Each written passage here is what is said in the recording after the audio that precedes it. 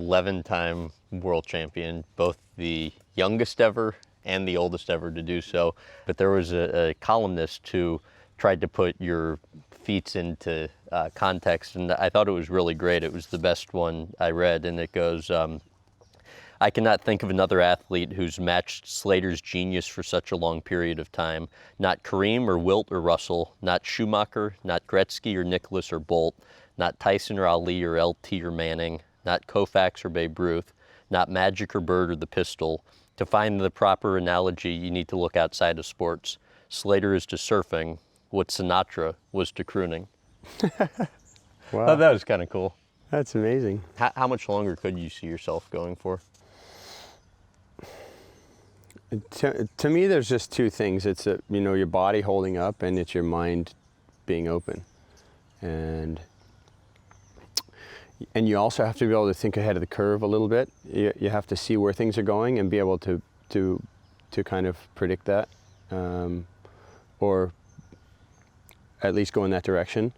But it's different. Everyone's got their own unique perspective and point of view in life. To have the inspiration and that excitement every morning like you have when you're a kid is really hard to do. You gotta. And you still have that?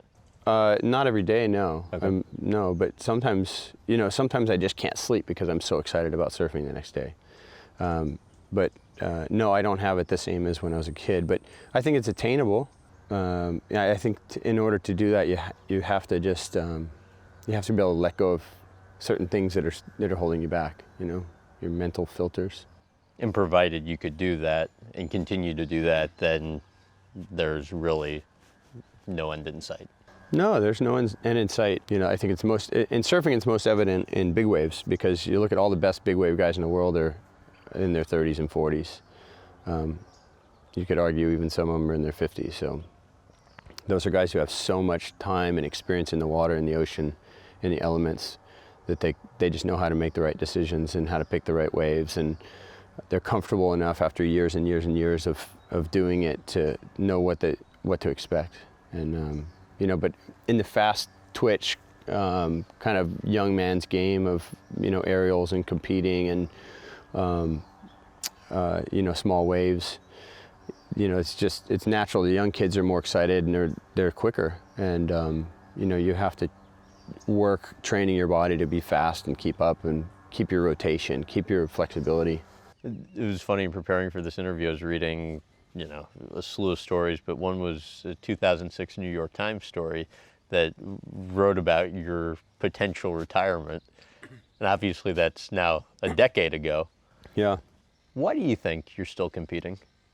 Competing's kind of just my stage for what I'm skilled at, really.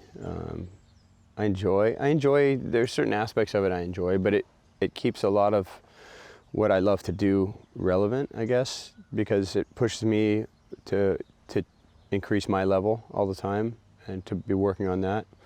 I think when you're good at something, it's hard to kind of just walk away from it and do something else maybe you're not as good at.